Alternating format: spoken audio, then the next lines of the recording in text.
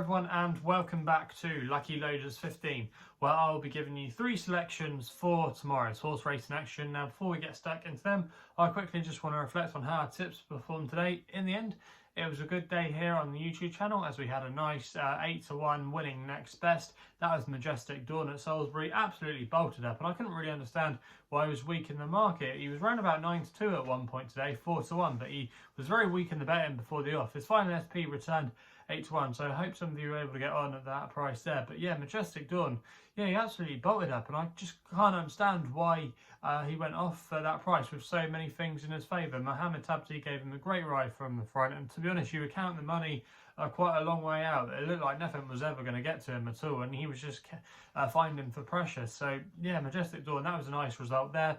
The nap as well at Lingfield got some each way return there with Black Medic. She finished in 3rd place in the end, so that wasn't a bad return. Good result for us there with the each way thievery, so hopefully some of you were on that one as well. And then the other tip, Orion Swift, I thought was a little bit unlucky in running at one point. If you went back and watched the replay, Hector Crouch, he was just hemmed in at a crucial stage when the horse was travelling quite nicely, but in the end wasn't able to deliver on what looked like at the time a promising run. Maybe he was cost for a place, but I don't think would have been good enough to win on the day.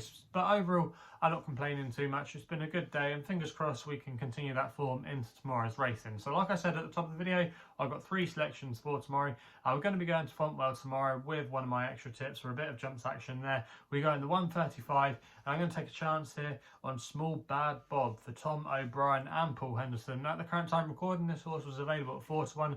Going to recommend a 1-point win bet here. Now this horse, we've not seen him for a couple of months, but I think he's quite well treated in this race tomorrow because he's going to be able to handle heavy conditions. Now if you look at the weather where I've been, or where I live, sorry, on the south coast of England, we've had a lot of rain today, and it was already had soft in the going description at Fontwell, and I think it's going to be testing work for some of those horses. Now last time we saw Small Bad Bob, he won a novice hurdle at Newton Abbot, where he absolutely bolted up that day. He was a very comfortable winner, and he seemed to relish the conditions, and he's been unaltered off his mark of 116, and I think he could have a race in him of this nature tomorrow. Quite a few of these are returning from long layoffs, and I think they might desperately need the run and might not handle the conditions either. A lot of them prefer better ground, so I do think there's quite a few of these that you could put a line through tomorrow, and I think Small Bad Bob there, it represents a little bit of value at 4-1. I think arguably he could be a little bit shorter in the market. So yeah, he's going to be my first tip of the day.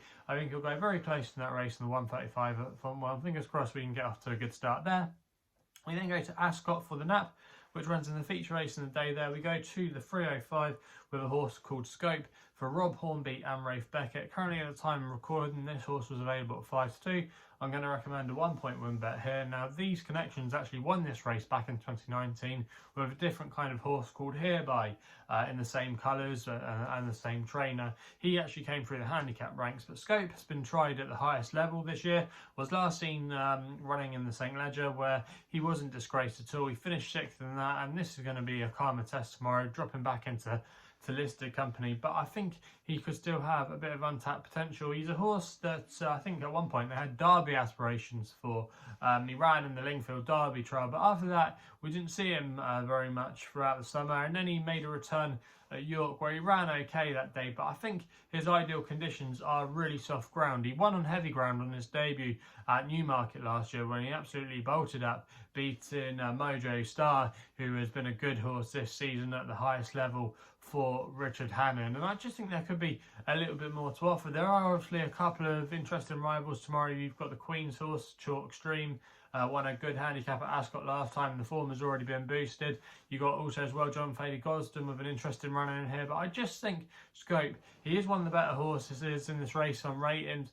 The yard are going well. They've won this race in the past before. I just think there's lots to like about his chances tomorrow, and I think he'll go very close in that race, and that's why he's going to be my nap of the day in a 305 at Ascot. We then go with another Rafe Beckett horse at Ascot in the 415 with my next best, with a horse called Future Investment. Currently available at time recording at 4-1. That was best price available with William Hill. I'm going to recommend a 1-point win bet here.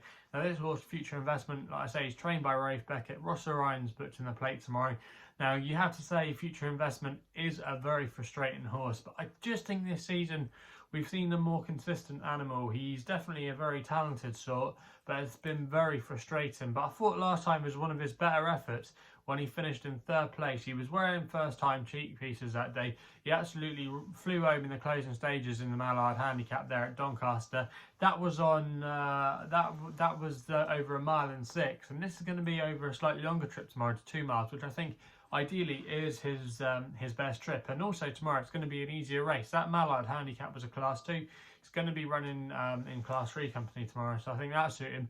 And also as well, what's interesting, they're trying first time blinkers, which just might help him focus. Like I say, he has been a bit of a quirky horse, but this year we've started to see him in a better light, I think. And I do think he has a race in him off his mark of 97. I don't think he has loads of room for manoeuvre off his current mark, but I think he's more than capable of winning a race of this nature, and he's shown some good efforts here in the past before. I think he finished 2nd here earlier this season, so he does like Ascot. The track shouldn't be an issue for him, ground should be fine, and I think the blinkers might just have that positive effect. So yeah, future investment. He has been a frustrating horse, but he's going to be my next best of the day, and fingers crossed we can get a good result with him. So they're the 4 tips for tomorrow's racing.